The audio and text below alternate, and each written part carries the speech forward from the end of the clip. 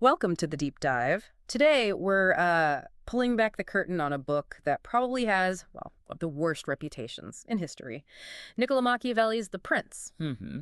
We're doing this deep dive using the 2003 translation by Rufus Goodwin from Dante University Press. And you're absolutely right about the reputation. I mean, you just mentioned Machiavelli, and people have this immediate, strong reaction. Yeah.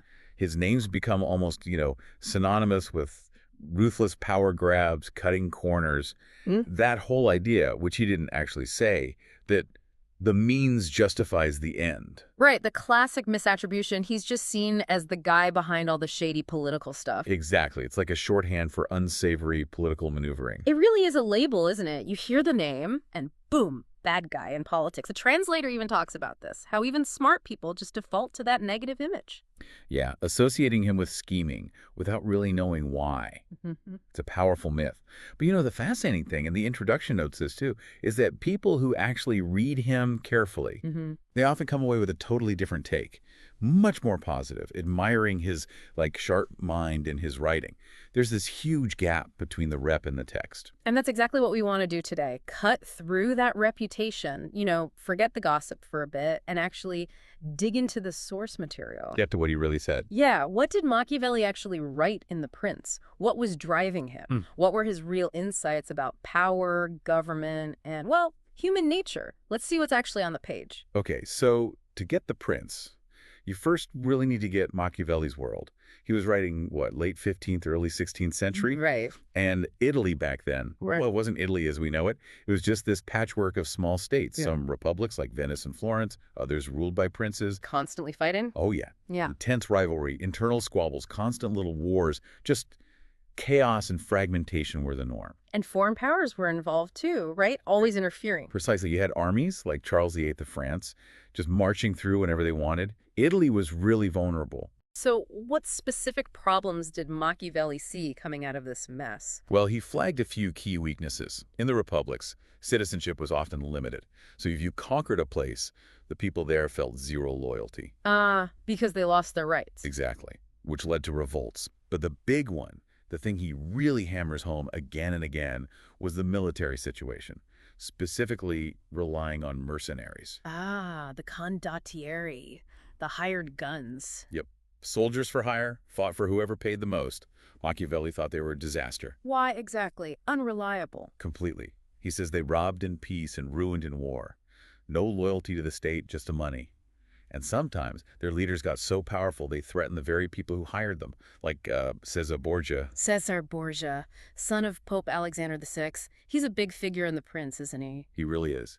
Machiavelli watched Borgia trying to carve out his own state in Romagna. Watched him with this, cold, analytical eye. Even though Borgia was, well, pretty ruthless. Oh, definitely morally dubious. Yeah. But for a while, he was effective at consolidating power. And that's what interested Machiavelli. Okay, so Italy's divided, weak, invaded, using dodgy mercenaries. Where does Machiavelli fit into all this, personally? Well, he was a Florentine, through and through, served the Republic for over 10 years, in pretty important jobs, diplomacy, military stuff. So he knew politics from the inside. Absolutely. But then the Medici family came back in 1512, and he lost his job, was even jailed and tortured for a bit, then forced into retirement on his little farm outside Florence. And that's when he wrote The Prince, out of power. Yeah, around 1513, he's reading history, watching events, just heartbroken by Italy's weakness. He wanted to figure out what was wrong and how to fix it. So this wasn't like abstract philosophy he was writing. Not at all. It was meant as a practical handbook, drawn from hard experience and study, from what he calls effective reality. Effective reality, not ideals. Exactly. He wasn't dreaming up a perfect state. He was looking at the world as it was. He thought Italy needed a really strong ruler, maybe even a sort of super tyrant, the intro calls him, to impose unity. And The Prince was the how-to manual for that ruler. Pretty much. How to get power and how to keep it in these incredibly messy transitional times. And he dedicated it to Lorenzo di Piero de' Medici. Was that him trying to get a job? Oh, it seems pretty clear. He was basically saying, look, I have this knowledge, this expertise from years of experience and study. Maybe you, Lorenzo, are the leader Italy needs. And maybe, just maybe, you could use someone like me. Okay, so it's a practical guide for a tough leader in a dangerous world. Let's get into his actual advice. How does a prince get and hold a state? He mentions different types. Right. He says the easiest kind is hereditary, where the family's been ruling forever, people are just used to it. Less hassle. Yeah. But the real challenge, and where he focuses, is on new principalities, or mixed ones, where you add new territory onto your old state. And what makes those so tough? He points to this almost universal thing. People are happy to change rulers. They always hope things will get better. But they're usually disappointed. Often deceived, he says, because the new ruler has to use force or cause disruption just to take control. That annoys people, creates enemies right away. So you offend the people you conquered. Yep. And even the people who helped you get power often end up disappointed. Maybe their expectations were too high, or you just can't give them what they want without upsetting someone else. Wow, so you're making enemies and disappointing friends from the get-go. That's not ideal. It's a really tricky position. You've got enemies you've harmed, and maybe lukewarm friends who feel let down. So, given that mess, what are his strategies for actually holding on to these new states? Well, it depends. If the new place is nearby, same language, same region, it's easier. Especially if they weren't, used to being totally free before. What's the key then? Get rid of the old ruling family's line completely. But, and this is crucial, don't mess with their laws or taxes too much. Keep things familiar. People will generally settle down. He mentions France doing this with places like Burgundy. Okay, keep things stable. But what if the new state is totally different? Language, customs, laws. Now that's really difficult, he says. Needs great luck and a ton of effort. Two main ways to handle it. What are they?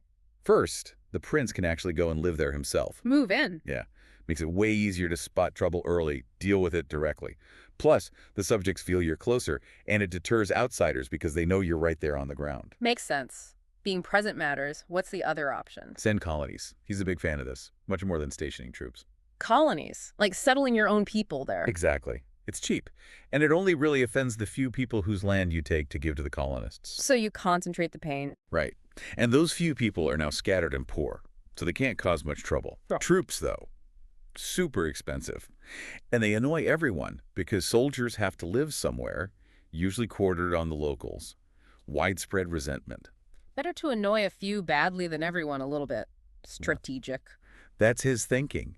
He also really stresses managing your neighbors.